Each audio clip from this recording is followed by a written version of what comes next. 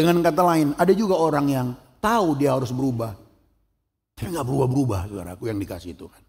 Nah, ya mengapa bisa terjadi seperti itu? Mengapa banyak orang nggak berubah? Mungkin kita nggak berubah-berubah ya. Bahaya ini kalau begini terus hidup saya nih. Di rumah ini nggak jelas ini kalau begini terus. Saya terhadap pasangan hidup saya, terhadap orang tua saya, terhadap anak-anak. Waduh, bahaya nih kalau begini. Nah, saudara-saudaraku yang dikasihi Tuhan, padahal dia rajin kebaktian, atau tidak menutup kemungkinan juga dia aktif ikut mengambil pelayanan kan, tapi dia lihat dirinya nggak berubah gitu.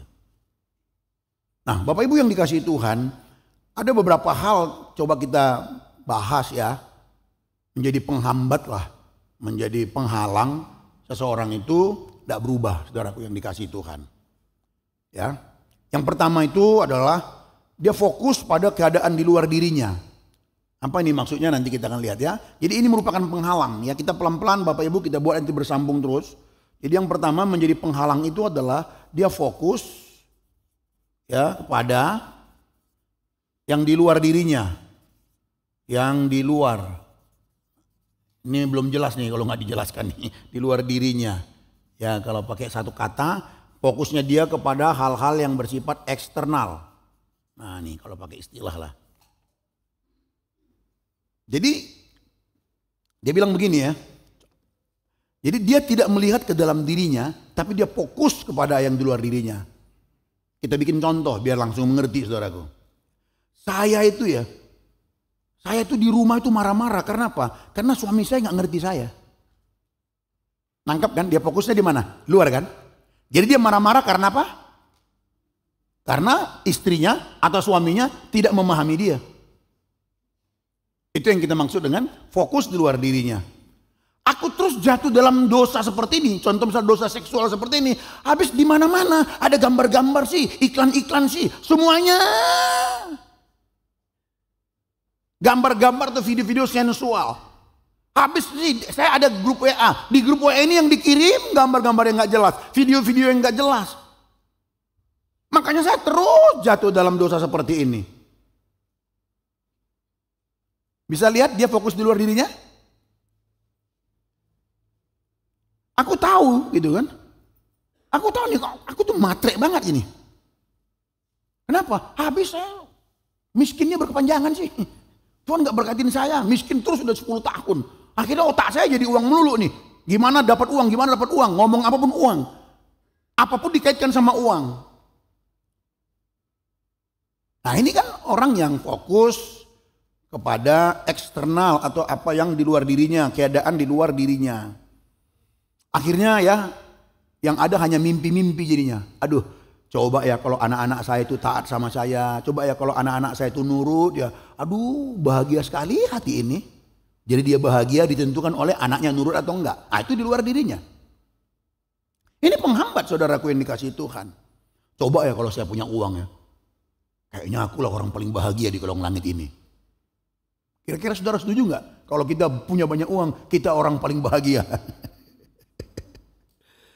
Dia ngomong sama temannya misalnya, atau ya kita dari rumah aja lah ya, dari rumah aja contoh-contohnya deh. Aku marah padamu, katanya sama pasangannya, karena berat sekali tekanan di kantor tuh berat sekali. Jadi aku harap kau tuh mengerti aku. Jadi kalau aku marah-marah kau ngerti, ini berat tekanan. Di kantor aku tuh diomelin, padahal aku gak punya salah. Jadi aku seperti ini, emosian begini, karena tekanan berat di kantor. Sesungguhnya aku melakukan penipuan itu karena ekonomi yang begitu berat. Nah ini yang kita maksudkan menjadi penghambat, bahwa fokus kepada yang luar dirinya.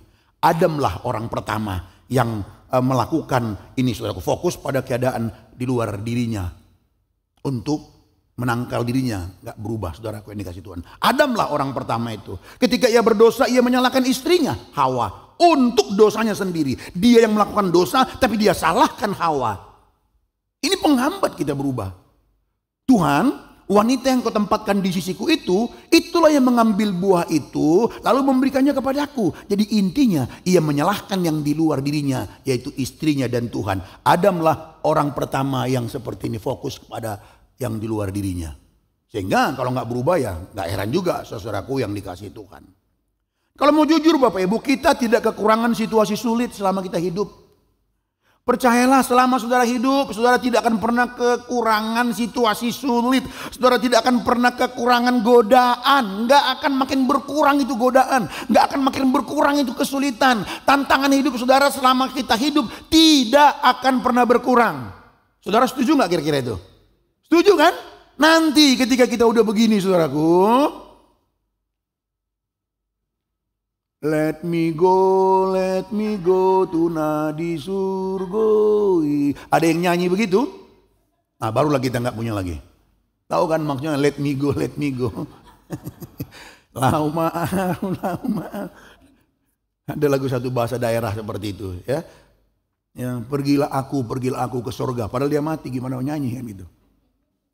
Tapi namanya juga lagu kan, ada pesannya lah saudaraku yang dikasih Tuhan. Ya, sekali lagi kita tidak kekurangan keadaan sulit saudara. Nggak akan pernah kekurangan itu. Udah selesai yang ini datang satu lagi. Udah selesai yang ini datang satu lagi. Itu pasti saudaraku yang dikasih Tuhan.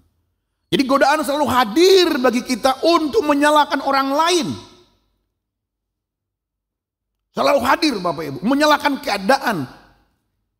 Kita menyalahkan orang lain, kita menyalahkan keadaan saudaraku atas kesalahan kita untuk menumpahkan kesalahan kita. Dan itu adalah kita banget yang kita warisi dari nenek moyang kita Adam dan Hawa ini. Karena dialah pertama, Adam itu pertama saudaraku.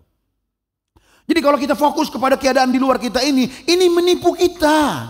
Ini makin membuat kita kosong, percayalah. Coba makin kita menyalahkan keadaan, makin kita menyalahkan orang di sekitar kita, makin kosong hidup kita saudaraku.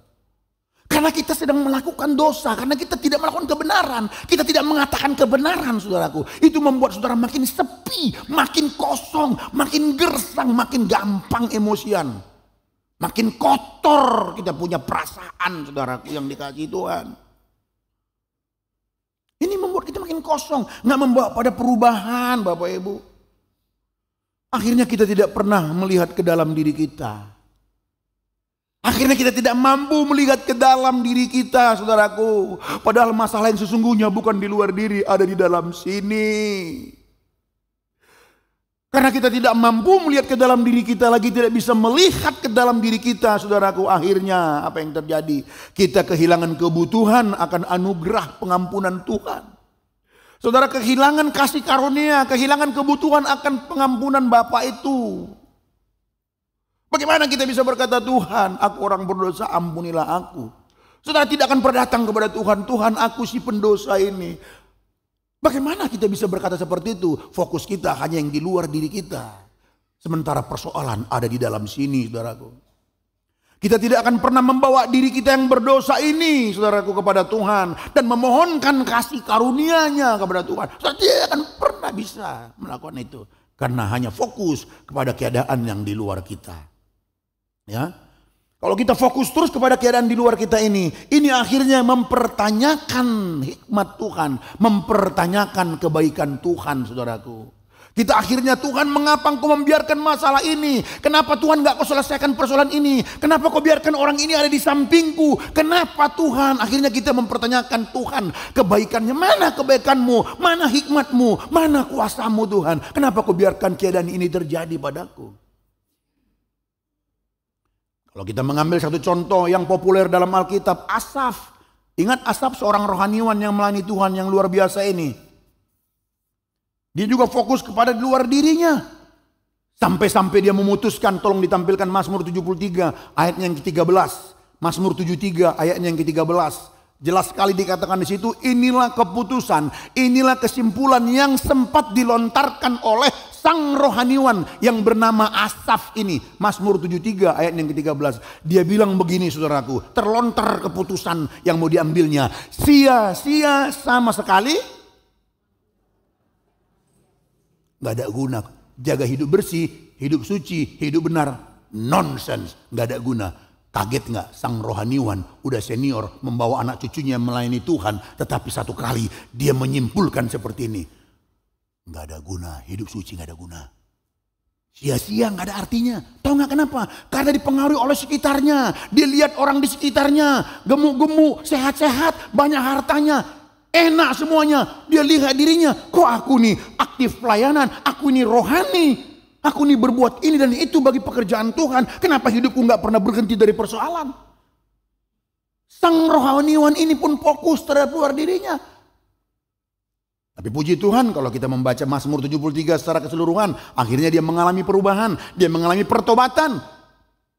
Dan kemenangan iman dia terhadap persoalan itu dituliskanlah. Makanya kita bisa membaca Mazmur 73. Kalau kalah tadi itu akan beda bunyinya. Dia menang, dia tuliskan menjadi pelajaran bagi kita, saudaraku. Jadi sikap menyalahkan orang ini, saudaraku, menyalahkan keadaan di luar kita akan membuat kita makin kosong. Dan kita akan kehilangan kebutuhan akan kasih karunia itu.